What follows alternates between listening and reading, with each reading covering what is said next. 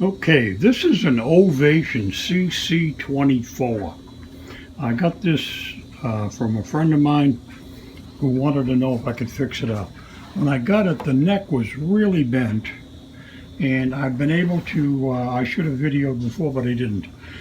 This is kind of a rescue mission. It's kind of a train wreck. It's been left behind. It's got a few problems. First of all, the neck was crooked as hell, so I straightened the neck, flattened that out, made a truss rod adjustment, finally found the right wrench. It's got some marks and pits on it, and it looks like it's been in a very smoky, dirty area. Also, the other thing that I found is that the bridge is lifting, okay? What it really needs is to have the bridge reset, but I'm not going to get into that. I think I can get it. No, I don't even know if I showed you that. See, I can slide the paper under here. Nothing should fit. This should be all glued down tight. And that's the problem, is that's lifting. It does have two screws that sit underneath these guys, and I can get to them with a wrench. So what I'm going to do is use a socket wrench. This is an 8, I think. Yes, it's an 8 socket wrench. And I can tighten up those screws a little bit to try to pull that back down and hold it down, because I don't want to take it apart. I just don't want to do it. It's a hell of a job. It's more fun than I really want to have. So the next thing I'm going to do is stick this truss rod right. It's a truss rod wrench, but I would have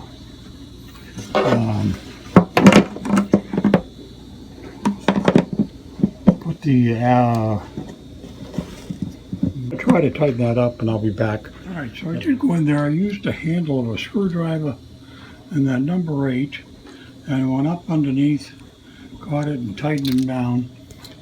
It doesn't seem to snug all the way down, but it seems tighter. That's the best we can do. I lowered this. I took the shims.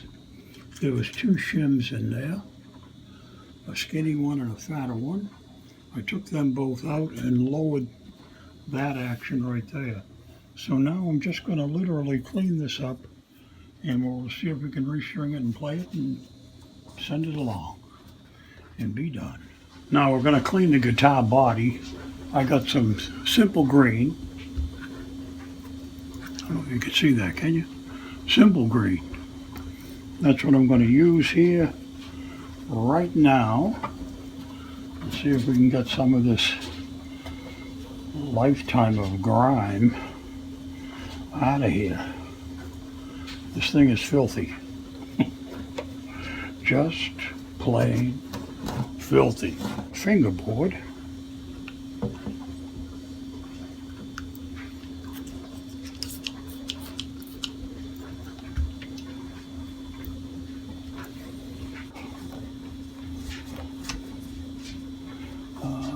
There's some fret wear up top here.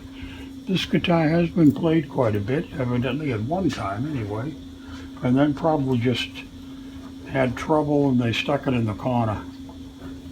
Yeah, serial number 5003489. So this might go back to 1989. Does that make sense? I don't think it could be that old. 50034. Yeah, there's a decal on there, a sticker that says made in China. This plastic shell was made in the United States, it says, and then probably sent over to China and had it assembled over there with cheap labor. Trying to save a buck. I'm going to go with a lighter gauge string than this calls for, I think, to try to reduce the amount of tension that there will be on the neck when we put this back together. There's a couple of pretty good dings out of here. I'll try to hit them with some magic marker and try to cover them up, you know. See if we can tighten these guys up.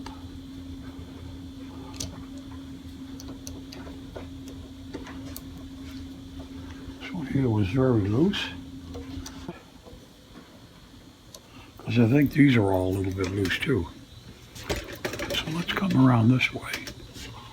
Where are we? I'm going to get a grip.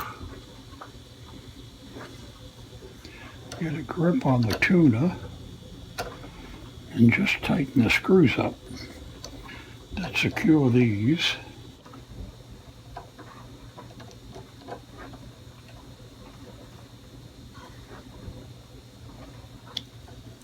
So that'll do that. Let's flip this over. And we'll see if these are a TED. I'm not sure if they are or not. Oh, they are. Okay, so that's easy. I'll tighten these guys up so the strings get the best chance they've got of staying in tune. Let's put a little finger power in there and clean off these things. They're pretty dirty. I'm gonna go get my magic and I'll be right back. Wicked exciting. Putting magic marker to your guitar.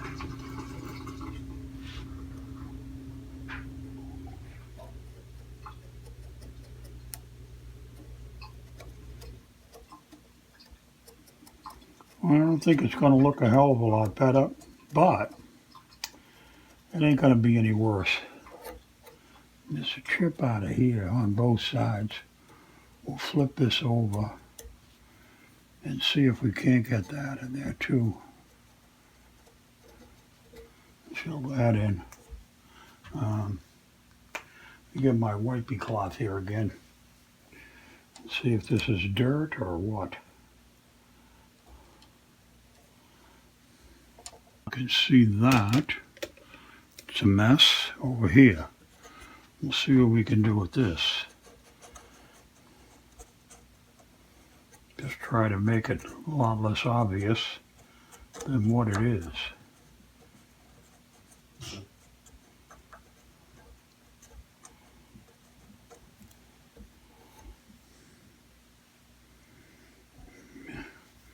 You've heard of nooks and crannies. This is Nicks from Granny, I think. And we'll carry on. All right, so we're going to clean up the fretboard with a sanding block. I'm just going to hit this down here. Not the fretboard, but the frets themselves. And see if we can't polish them up a bit.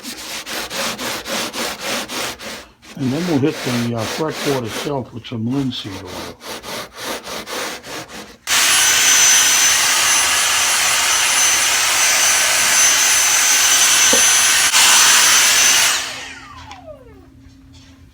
Okay, that's that. Now we're back and we've got some of the super refined linseed oil.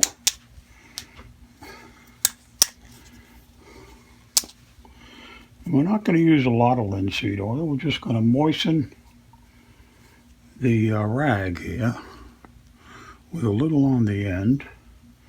And then we want to get this out of the way because I've knocked this over once and that's a pain in the neck. So what we're going to do now is hit the whole fretboard with some linseed oil. And then we're not going to leave it on for long. We're just going to let it sit there for a couple minutes. And then wipe it all off dry. The bridge here. If I can find my linseed spot. See if we can make that look a little better anyway. Even though it's trying to run away on us.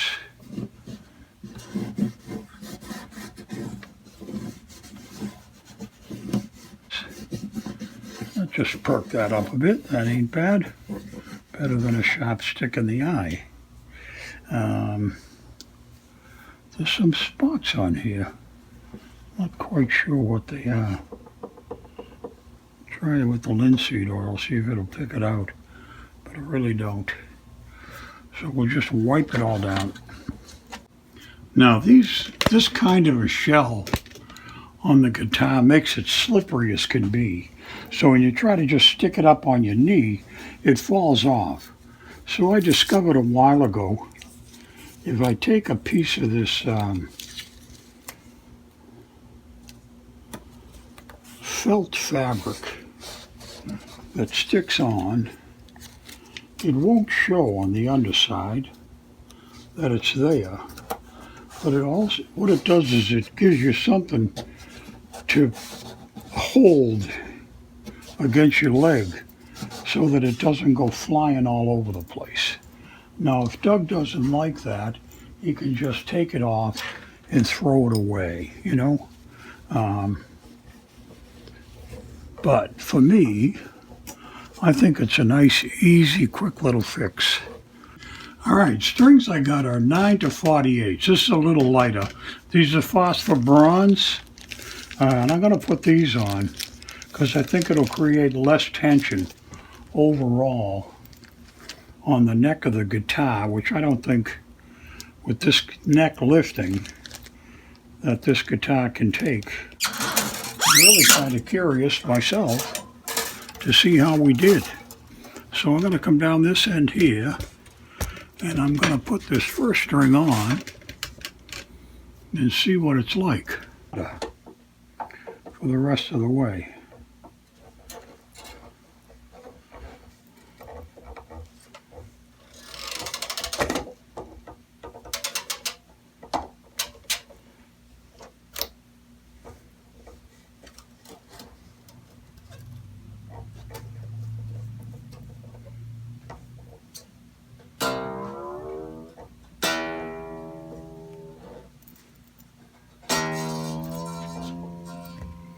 Now, the action looks good and low.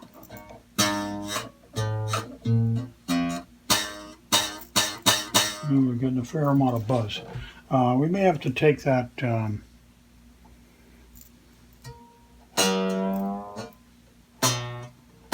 may have to put a well, I might be able to do a little bit of truss rod.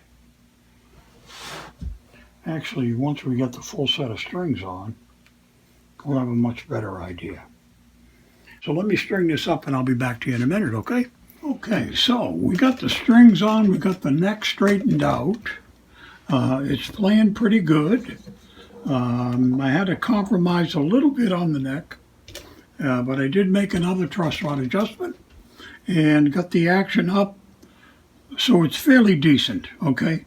There's a bit of a bend in the back bottom part of this neck,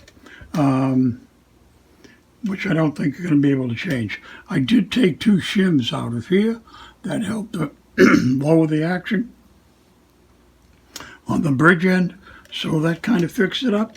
It plays very well for now. The electronics are a little toasted. They haven't been used for a while. We'll have to see how that shapes up with a little bit of time. But for right now, this thing plays fairly decently. I put a lighter set of strings on. I put 9 to 42s. Phosphor.